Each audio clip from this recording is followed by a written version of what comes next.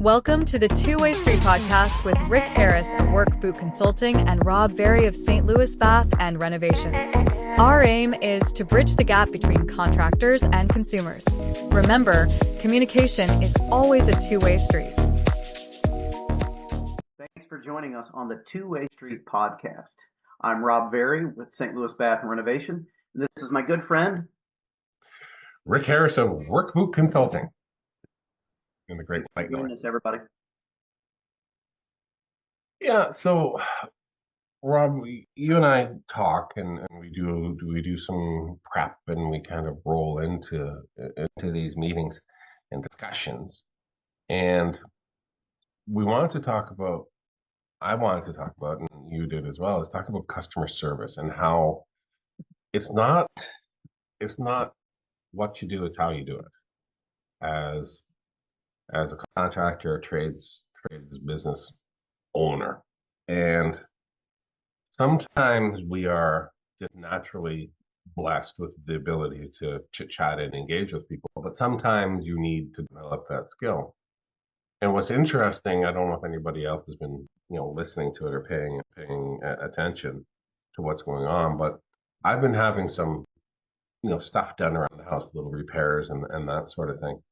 And I am shocked that in 2024, the customer service from the tradespeople that are coming around, 90% of them are acting like it's 1974, where they come in, they fix, they leave, you have to phone them to get them to come in, you don't know when they're showing up, and the amount of stress that comes from that is palpable, like not even knowing when somebody's showing up. I mean, what are your thoughts on it, Rob? Rick, that's a great question. We could probably talk about that for about 57 days straight. Yeah. Consumers, are you guys finding it hard to find good contractors? Contractors, are you finding that your customers are not giving you 5-star reviews? Let's jump to the end of the story. Contractors, if you just show up on time or 15 minutes early, you got 90% of your problem solved right there. Mm-hmm. But have in your mind, if you want your customers to have a better experience, have the end in mind. What kind of work would you want done at your home? What do you want from that customer? Do you want that 5-star review? Would you want the customer to give you a $100 tip at the end of it? Put yourselves in their shoes so that they can have a better experience. Rick, I really like in our show prep, I really like that story that you told about the electrician that came over. If you would quickly share that with everybody so we can paint this picture before we dive in. Yeah, it's interesting, and I don't know if you'll ever hear this, but I mean, it was somebody that I know, and somebody that I just met. And so he's new to this group that I belong to. So I said to him, I'd like to come over and have a look at something at my house that isn't working. It's just an outlet that has no power. Oh, excuse me. So he said, yes, I'll come over. And I said, plus I want to see what your process is like when you come over. So getting him over here was an exercise in frustration. Emails back and forth, text messages. I had to miss one of the appointments, so one of those is on me. But it took, I would say, 2, maybe 3 weeks to get him over here. It was a long time. And consumers, do you want to take would you be frustrated if it took 3 weeks to get one of us tradespeople out there to fix your house? Do you think you would have called somebody else? Right. So I have to, put an asterisk beside it that, it wasn't somebody that just happened to call out of the blue. So maybe just maybe, for somebody that is calls out of the blue, his process is different. But what happened was, he came in, he had a look at what was going on. And for the electricians out there and for people who do diagnostic, give the people the show. So if you're if you're an HVAC or a person, give the people the show. Use your thermometer and all the tools that come out, all your really cool diagnostic tools. If you're a home inspector, installation person, do those heat cameras, to show them where the gaps are. If you're a plumber, do those types of things. Test their water pressure, do all those really kind of cool things. And if you're an electrician, get out the cool tools, the voltmeter, the this, the that, and everything else. Give the people a show. He got out one of these really cool tools, and I thought it was wow, what's that thing? And he kind of told me what he was doing, but as he was fixing it, as he was doing his diagnostic, he forgot to continue the conversation with me. It just stopped. So it was just kind of disappointing to see, yeah, the thing got fixed, but it was just, I guess it's like going, finding a really good restaurant and say, hey, I'd like to go to whatever restaurant this is, and you see it, and you've always wanted to go there. It takes forever to get booked in. You get booked in, and then you got to wait, another half hour, even though your reservation was at whatever time. And then they bring out the food, and you ate, but the whole experience along with it was, hey, I wanted another drink, I couldn't get it. I wanted to get this, and I couldn't get it. So at the end of it, it was just like, yeah, the food was pretty good, but it was everything else that was along with it wasn't good.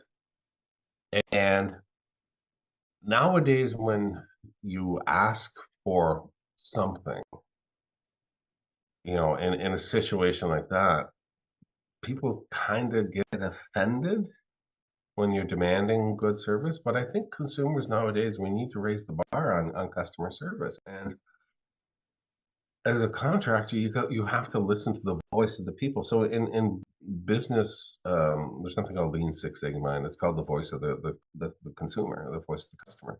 You need to be listening to the voice of the customer. And if you're not listening to the voice of the customer, and if you're just jamming stuff down, and it's like being in a restaurant saying, I want fish and chips, and then they bring out, shrimp and salad. It's like, well, I didn't want shrimp and salad, I want fish and chips. Well, shrimp and salad is better, but that's not what I wanted. And if you're not listening to one another, you're getting frustrated. And I think at a certain point, consumers just kind of give up. It's like, whatever. I'm not going to write a bad review about it. You seem like a pretty decent guy. I'm just never going to use you again. Well, yeah, and what is coming to mind is what you said just a moment ago in reflection is that this is not 50 years ago. No. You're not sending up smoke signals to communicate with the customer. We've all got these silly smartphones that we've got in our pocket, and we can send texts, emails, and pictures and all that stuff. We've all got stopwatches and the clock and all these things that will keep us on time and calendars. Communicate with your clients. And if you're not a people person, talking to the contractors, if you're not a people person, that's okay. Hire a sales professional to be the face of these sales calls, because with the diagnostic tools that Rick was talking about and with the tools that we all have in our pocket with that smartphone, and you're leaving so much money on the table, it's not even funny. And to the consumers, that's not a bad thing if your contractor makes more money. Nothing wrong with getting good value, but if your contractor that you have called over can provide you better value and communicate that, which one of us wouldn't want that? Even at the very least, hey, you didn't opt for that $2,000 service. Maybe you only needed the $350 service, but now you know about it as a consumer. Yeah. So it's just interesting. And I said to somebody before, I do sales training, but I do not call it sales training. I call it customer engagement. How to engage with clients, how to engage with people. Wait, you said it was brain surgery before. Brain surgery, that's right. Contractors we're not stubborn. Oh, I know. So some of us have been blessed with that ability to engage with clients. So they really are you're just natural. I know you've got that ability. I have that ability. But one of the things that I always did when I went to go see a client, when we taught our guys to do it, there is a process that you need to follow. So, so when we're doing service work, there was a process that we followed. And there was the credit, what we call the credibility statement and the gratitude statement. So, and at that point, you that's 10%, that's 10% of the process. The rest of the process is gathering information, and it's about the client. It isn't about you.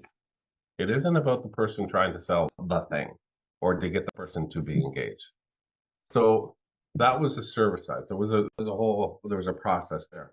When it was a renovation, it was a different process, but it was still a process. And there would be so I kind of fast forward to the point where I got people to take me to the thing that they wanted renovated. We'd spend a lot of time in that room, tons of time, talking about this and that, and getting to know them, talking about the project and talking about other things and engaging with them and all the other stuff. And then there was a point where I'd say, okay, what I'm going to do now is I'm going to take some measurements, do a quick sketch of this. Here is my iPad. Take it down, if you wouldn't mind, just take it down to the kitchen table. Kind of go through it. These are things that you see in here, and then I would joke, oh, if you happen to get the pictures of me in Greece, just you've gone too far. And and I show them the projects that we've done, and I say, give me 15 minutes, 10 to 15 minutes, and then I'll come down and we'll talk a little bit more, and then I'll go through over a couple of things and go from there. So I needed 10 to 15 minutes to take some measurements and some photos and do a drawing and make sure that I have everything included, and then go down there and meet with them. So they're down there, they're already looking at the work that we've done. And it's like, well, this is really cool. But they're part of the process. They're not just thrown in, back off, I'm the professional, I'm going to tell you what you're going to get.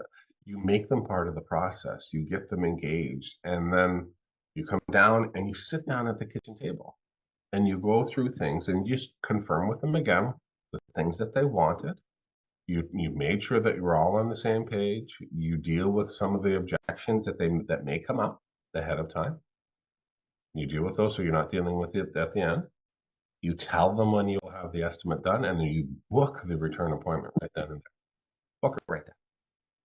Because some of those are, so for the smaller things, yes, you need to do it right there. But for the big stuff, 15, 20, 30, 40, 50,000, $100,000, we need to come back and go through things with them and get them committed. And you can't just email it off, because then that just becomes a number in the air. So it's a process that you follow. And if you're not prepared ahead of time, and if you don't have things written down, you don't have a process. So if you're not having a process, what result do you get? Anything. So let's say that you're talking to a brand new contractor right now, and you're coaching him, you're encouraging him. Go back through that in just a handful of bullet points. What should they be doing? Because you talked about a sales process, you talked about building expectations, you talked about engaging the customer. Put that down, and if you're a contractor listening, take some notes, or pause the video if we go too fast, but have a listen, because people pay Rick for the advice he's about to give you. Yeah, I appreciate that. Yes. So we're just going to fast forward to the point where you're pulling into their driveway, right? So if you had said, I should go back just a little bit. You're on your way to see the client. Hey, Rob, just to let you know, I'm on my way. I'll be there in about 15, 20 minutes. I'm stopping up at a coffee shop. Can I grab you something? Can I get you coffee? Can you get you a donut? No, I'm good. So I go, come on, man. I'm something like that. Just some kind of touch point. And it doesn't have to be like that. You don't have to offer them a coffee, but just let them know that you're on your way. I'll be there in about 15 to 20 minutes. Because what if they have a dog that goes nuts when people come over? Gives them a chance to put the dog away. Could be a friendly dog, but still a dog nonetheless. Then you show up. So there's a couple different ways that you can do this. I like to park on the street so that they could see the vehicle. if the parking on the street wasn't an option, I'd back into the driveway, and get out of my truck as quickly as possible, go up there if the things that I needed to do the diagnostic or the measurement or whatever it was, and I'd go up there right away, make the beeline right there, get out of the truck and go. If you happen to see, the recycling bins or garbage can or newspaper at the end of the driveway, you bring them up. Then you go in, you come up, you knock on the door, you turn sideways, and you take a step back. Wait for them to answer the door. And then you engage with them. And then you go through the gratitude statement, the credibility statement. Hey, I'm parked over on this side of the driveway. Is that okay? I brought your recycling bins up or whatever it is. And go on and go from there. And then you make it about them. Okay, what's going on? If it's a diagnostic, if it's a renovation, you confirm why you're there, and you go through this whole process. You make it about them, you get them engaged, you start dealing with potential objections before they even happen. If they're talking about getting other prices, and you go through, there's a whole lot of things that you got to do, but you have to go through it. Because we talked about this before. It doesn't matter whether it's a fun project, like getting your washroom renovated, or a fixing project that you have to get done, which is your furnace is broken or something is broken. There is stress. Your job is to get people to relax, get back to their natural state, engage with them, communicate with them the way they want to be communicated to, and go from there. I tell you, if you're the type of guy or person that comes into my home and wants to spit all kinds of information all over me and data and all this other kind of stuff, you're going to lose me. Do not ramble. Just get to the point. But other people like that information. So if I speak to you and give you tons of information, you better come back and give me tons of information. And if I say to you, this is what I want, and you say no, you've lost me. No. It's a whole process. And one of the things that you can do, and I strongly suggest that you do this, put your phone in your pocket and record yourself. How do I sound? What do I sound like? Do I sound like I have marbles in my mouth? Do I appear intimidating? Do I do those things? You have to look at this as, how can I give these people the best customer service possible on that initial visit, on that call, whatever it is you're doing. And if you're not giving them good customer service, it doesn't matter a little bit how good you are at what you do. You've already created doubt in these people's minds. Man, this guy's here just to measure this thing up, and this is how he's being. Man, this person is in here. He's not giving me I have no confidence in him. So I'm just going to get that person to fix that thing and then get out of my house. I'm not going to tell him about the 5 other things that I want him to have to look at, or that I thought he might have to look at. So if I have no confidence in you, I'm never going to call you back again. So this is the thing too, and we talked about this. There's certain God-given abilities that we have, traits. You're 5'10", you're blonde, you're blue-eyed, you're brown, you're black, you're yellow, whatever. That's who you are. That's nothing's going to change about that. The ability to communicate with somebody and engage with somebody is a skill. It is a skill. So Rob, do you skate? Did you grow up playing hockey? No. No, hockey fans, but I rode bikes and skateboarded as a kid, and Right. we played some sports, but skateboarding and bikes was it. Right. So I don't skateboard. I've never been on a skateboard. But when I was a kid, somebody could have taught me how to do it. That's a skill. So this is when it comes down to a skill. You can learn it, and communication is a skill. Don't think of it as sales. Think of this as customer service, a customer experience, the best customer experience out there, whatever it is. And it gets you're frustrating people by not providing them good customer service. And as consumers, start demanding good customer service. Tell these people no. You know, when the company calls back and said, "How did we do?" Let them know, "Hey, your person did a good job fixing everything." I said, "But that's all they did. There was nothing else there." Let's drive a peg right there. If I can interrupt you for just a second. Sure. I mentioned earlier talking to the contractors, and I said, with the information that Rick had just given us, and I said that he's about to give us, uh, pause the video, write that stuff down. People Hmm. charge tens of thousands of dollars for a extended version of the outline that Rick just gave. Pause Hmm. the video, go back, and he just gave you a sales process, very loose. But Hmm. imagine yourself walking up to 123 Main Street. Imagine yourself how you parked. Um, I always stand to the side when I am at somebody's front door. I'm not a big guy. I'm 165 pounds, and but that's funny that I was picturing the whole thing as you were walking through it. I hope you guys were too. But Yeah. guys, he gave you a very loose sales process, and put that outline together and then personalize it for yourself. That way, when you go up to shake Mr. or Mrs. Smith's hand, you're giving them a repeatable result. And we say this all the time. Probably Rick doesn't, but I do. You have the same business transaction every time you go to McDonald's. Yep. Imagine going to McDonald's and there's a blank menu. Mhm. You don't know what to order. I'm being No. ridiculous and facetious because now you know exactly what I'm talking about. Your customer doesn't know what they can order. They don't know what to expect if if the menu's blank.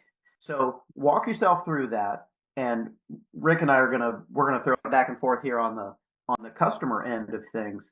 But contractors, pause the video, go back in that 4 or 5 minutes that he was talking, and extrapolate what's best for you. Make an outline from the time you park to the time you are walking out. Do that same thing each time, and you will very quickly figure out if your sales process is working for you or if it is not. Because if it's not working for you, guess what? You're not cashing any checks. Uh, No. and you're not making, and that's important, but you're not making any consumers happy. You're not able to solve their problem. So the consumer side of that, Rick, I think we should talk about that, what they should do. How do they prepare? I really liked what you said. Hey, text the consumer to the contractors. Text them 20 minutes before you get there. Why? They may have a psychopathic dog that they need to get out, or the dog pees all over the floor. We've got one of those when new people come over. So we let him go out to go pee before new people come over, and that way there's no problem. Let's look at Hmm. it from that consumer side now, Rick, and see what the consumers could do. Not that they've got a ton of homework to do, but there's 2, 3, 4, 5 things that they could do to prepare for when that new contractor comes over. Absolutely. So if you're a consumer and you have somebody scheduled to come over, hopefully they have contacted you. Hopefully they have confirmed the visit. Hopefully they have called you. But if they have not, don't be afraid to reach out and say, "Hey, are you guys still coming over? What's going on? Like, are you like I got you scheduled in for this? What can I expect you?" So it's different than there are companies out there like the cable company, right? They give you a window, like a 3 hour window, which is You just utterly totally ridiculous. read my mind, and no one likes that time frame. You No, just totally read my mind. We'll be there between 12 and 8. No, no, no. That doesn't work for me. no, no. It's horrible. So if you've got a scheduled appointment and they haven't reached out to you, reach out and say, "Hey, are you guys on your way?" It's like, "Well, yeah, yeah, yeah, yeah. Okay. You know what? In the future, I'd appreciate you doing this, giving me a heads up as to when you're on your way." Okay, great, because they may not know.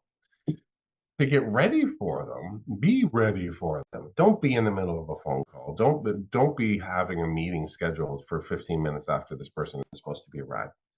Don't have your kids, in the middle of bath time. Be prepared for them. Be respectful of their time. And if you've got I'm not necessarily saying you should do this, but get the room prepared for them. This is the room I want you to have a look at it. I've had it happen. You go in to look at somebody's washroom and say, "Oh my God, my daughter just hopped in the shower." So you're just standing there waiting, 10, 15, 20 minutes, waiting for this person to come out of the shower. So you go in there and have a look at it. That kind of thing. Be prepared for these people that are coming to your home. The dog, whatever it is. Just make sure people. I remember having a client and they had Rottweilers. I think Rottweilers are great. They're fine. She had these three, and they had no face, no expression on them, no body language, no nothing, and they scared me. And I said, "Ma'am, could you please put these dogs outside?" She said, "They're friendly." I said, "I'm sorry, they are, but they're making me feel very uncomfortable. Would you mind?" It was on me. So those kind of things. You have to be aware of that. So being prepared, giving the person coming into your home, giving them feedback. If you don't want them wearing their boots in the house, then tell them, please don't wear your boots in the house. Please take your shoes off. Can you do this? If you're okay with them wearing their shoes in the house, then let them know. It's fine. If they're parked on the wrong side of the driveway, if they're doing this, if they're doing that, let them know. Give them that feedback. Demand good service, because I think what it is nowadays is people don't know how to give good customer service. They just don't know. We're in the era of checking out my own groceries, doing this, doing that, doing stuff on my own, where they're just like, here's your stuff, come buy it, and you should be lucky just to come in here. It's like, well, no, it's time for us to start demanding better customer service. Yeah, but I also think that right there, when everybody's the contractor's arrived and he's arrived on time and they walk in the door. Hey, remember our conversation? Part of sales process. Hey, remember our conversation? You're talking to the contractor now as a consumer. Hey, you're going to show me samples today, and you're also going to get me a price today before you walk out the door. Yeah. Fantastic. Or if you agreed that the price is coming, you're going to send them a quote and it's going to be next month and you're charging $200 for that quote. Whatever. As a consumer, hey, you brought samples today and we're going to get that price today, right? You don't beat them over the head, but cover those expectations so that you know that stuff up front. Well, no, I can't get you that price for 2 weeks. Well, this isn't going to work for me. You can clearly see that there's a leak right now and I need it fixed tomorrow, but I need to have the right ammunition so that we can make a good choice. Yes. Um, Absolutely, and then that makes perfect sense to me. So what I've seen happen, and what I've experienced personally, is you're really good at doing whatever it is you do. With the sales, we're just talking about the sales process. So you're the owner, you do the sales, which really it makes sense. So the problem is when you bring other people on to go do those things, to be the service technician, to be the individual going out and doing estimates. You don't know for sure whether they're doing those things or not. They may come back and they tell you, "Oh yeah, no, I asked them about that. Oh no, I did." But if you're not inspecting to make sure that these individuals are doing what they're supposed to be doing, there's no accountability. You need to hire based on trait skills and traits, and that stuff makes sense, but you need to hire on values and personality and everything else that comes along with it. So from consumers perspective, we need to get past the fact that I'm happy somebody just answered the phone, to the point where saying, this is what I'm looking for. These are the things that I want. Can you do this? This is what I want. And if the person that you're talking to on the phone or email or anything isn't giving you anything back and you kind of blind, let them know. This is the kind of customer experience that I want, because consumers need to understand this too. At a certain level, all contractors are the same. Certain skill level, they're all the same. I can do crown molding, or I can do this, and do that. Great. There's like a thousand other individuals that can do what you do. It's not what you do, it's how you do it. And you need to be asking that you want good communication, you want openness, you want honesty, you want, to me, those are the first three things you need to be looking for. Openness, honesty, good communication. Right off the hop. That's it. 100%. You cannot rely on reviews online. You can't. It's just impossible. Yeah, I think it's a good starting point for the review comment, but you can't. Yeah. Set those expectations. Contractors, set the expectations on the types of services that you provide from the moment that they call and you're part of your qualifying process. If this is a client suitable for you, for whatever you deem is necessary for you to do business. And consumers, tell them exactly what it is that you want. And if it's appropriate, tell them exactly what you don't want. Or if you're open, then be open. But setting expectations, good communication, why we started this podcast to begin with, good communication is key. And everybody knows if we choose McDonald's communication or if we choose the $200 steak place that's down the street, we know what we're going to get with either one of those. And you may have a fantastic time at either one of them, but we all know what we're going to get for $10 to 200 or somewhere in between. Set those expectations and communicate them, and you guys are well on your way to that two-way street that we talked about. Yeah. It is the experience. It is the customer service. It's everything that comes along with it. And we'll wrap this up because I'm yakking for too long. No, you're not. There's great info. It's great info. If people are listening, that's great info. There was a lot of key stuff in there, and yet there was a tangent, but there was a lot of key information there. And I would tell you that if I knew you or not, it's so easy to go, well, that contractor walked out the door. What did he say? I don't know. He left his business card and it's got a price on it. Right. You didn't leave him with anything except a price. Yeah, it's customer service. It's the experience. It's not the thing that you do. And I think we'll maybe wrap this up here with one last little story. So I get my haircut at Sport Clips, which is they sponsor a NASCAR track. Anyhow, it's a franchise. So part of the process that they do is they come in, they cut your hair, the chit chat and everything else, but then they wash it. So you go over there and get it washed, so you get all those little bits of hair out of there, and then they kind of do a couple of things, give this product, send you on the way. The only reason I go there is because I get my hair washed after it's been cut. That's the only reason. So one day I went in and they said, our plumbing's not working, so we can't give you they call it the MVP. So you can't I said, I can't get my hair washed. It's not. It's like, oh man, really? So I went back again, like a month later. Still, plumbing was still down. Like, really? Still? How do they have stations and plumbing that doesn't work at a place that they all need it? Because we've got those down here too. Yeah. And so then, you know what I started to think? I gotta go somewhere else where they'll wash my hair when it's done. It wasn't the haircut. I don't go there for the haircut.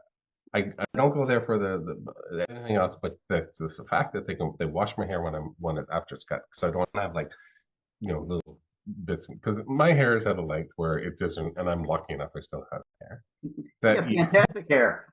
That you can't screw it up. It's like my dad said, the difference between a good haircut and a bad haircut is 2 weeks.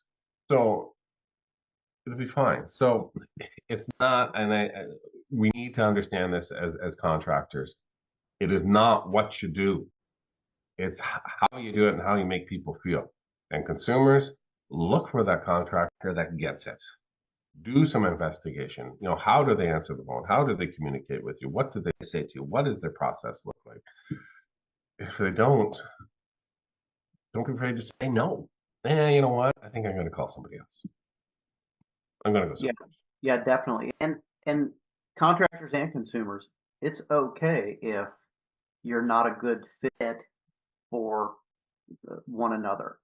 But to the contractors, if every person you run across is telling you or showing you or you're not cashing checks, you've got to start simply break it down and figure out where there's what's causing the flat tires on your vehicle there. Consumers, you've got the easier part, but it sure makes a good contractor's job easier if you're prepared and on time, and the daughter's not jumping into the shower when the plumber's coming by to look at it, and the dogs aren't Yeah, barking or peeing, or no body language staring down the contractor like he's the next meal. yeah, These that's right. these things, if we prepare for one another, then it's going to make that experience much quicker and much more efficient. And I think you're each going to find one another much better. Rick, that was some fantastic insight, and that spurred a few memories of things that I've had in my past, whether that was good or bad. So that was a lot of great stuff. And I'm telling you, contractors, hit the pause button, write that stuff down. Rick's Rick is not an inexpensive guy, just like going to that $200 steak place. It's not inexpensive, but the quality of the steak that you're going to get when you go there. And when you go to someone like Rick, you're going to get fantastic advice. If you come to a Mhm. business like mine, you're going to get great advice on to what to do, and hopefully, more importantly, what not to do, or at least Yep. to be able to get you set those expectations so that we're not just fixing it for today, but we're looking at 5, 10, 15, 20 years down the road type of performance. So, Rick, is there anything else before we head out for the day? I don't think so. I love good customer service. That's all I got to say. I think the older I get, customer service has always been important, but it's that much more important to me. I really like what you said. It's not what we do, it's how we do it. I think that certainly should be the mantra for the day. It's not what we do, but how we do it. I think if you focus on that and put it in your personality, give it on your particular bent, if you focus on that and exceed that expectation that you set for yourself, for your clients, I think you're well on the way to success. Absolutely. 100%. Thanks, Rob. Thanks, Rick. Thanks, everybody, for joining the Two-Way Street podcast. Please like, share, and subscribe. And if you found some value in this, give us a follow. Is very important for our numbers out there so that more people can see us. But uh, give us some questions that you guys have about what we've spoken about so that we can make it very specific to you. If you do give us questions, we will answer those. And if you've got any ideas on things that you'd like us to discuss and have a podcast about, share that with us. We'd be happy to do that. Appreciate it. Thanks, Rob. Have a great day, everybody. To learn more about Rick, go to his website, workbootconsulting.com. And to learn more about Rob, go to his website, sdlbr.com. Until next time, work on bridging that gap. Remember, it's always a two-way street.